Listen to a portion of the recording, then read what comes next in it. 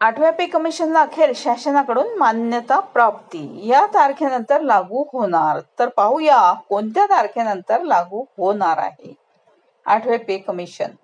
तर अखेर 8वे वेतन आयोगाच्या संदर्भात मोठी माहिती पुढे आली आहे. केंद्र सरकारने 8व्या वेतन आयोगाच्या शिफारशी मान्य केल्या आहेत. या संबंधीची अधिकृत घोषणा सरकारने अजून केली नाही, पण प्रसार माध्यमांच्या सूत्रांप्रमाणे या मागण्या मान्य झाल्या आहेत. लवकरच याविषयी घोषणा केंद्र सरकार करू शकते.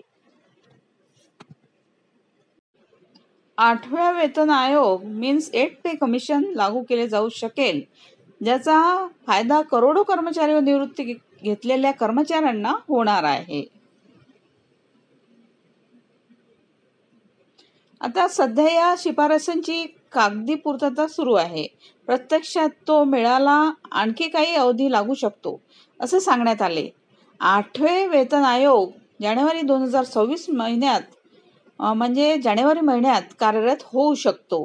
प्रत्यक्षात कर्मचाऱ्यांच्या हातात पैसे पडण्यासाठी आर्थिक वर्ष 2027 उजाडू शकते, आता असा तज्ज्ञांचा कयास आहे. जर मंजुरी मिळाल्यास कर्मचाऱ्यांचे तसेच पेन्शनर निवृत्ती वेतन 30% ते 40% वाढू शकते, त्यामुळे सरकारवर एकूण 1.08 लाख कोटींचा अतिरिक्त बोजा पडणार आहे.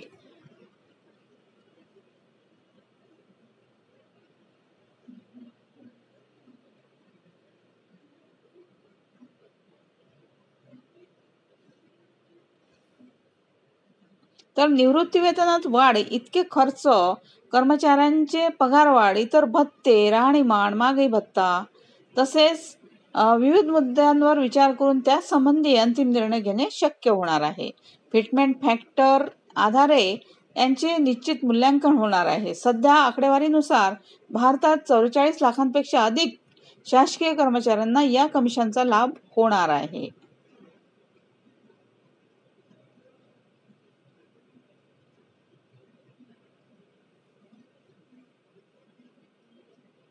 सरकारी कर्मचाऱ्यांचे एकूण वेतन कसे मोजतात?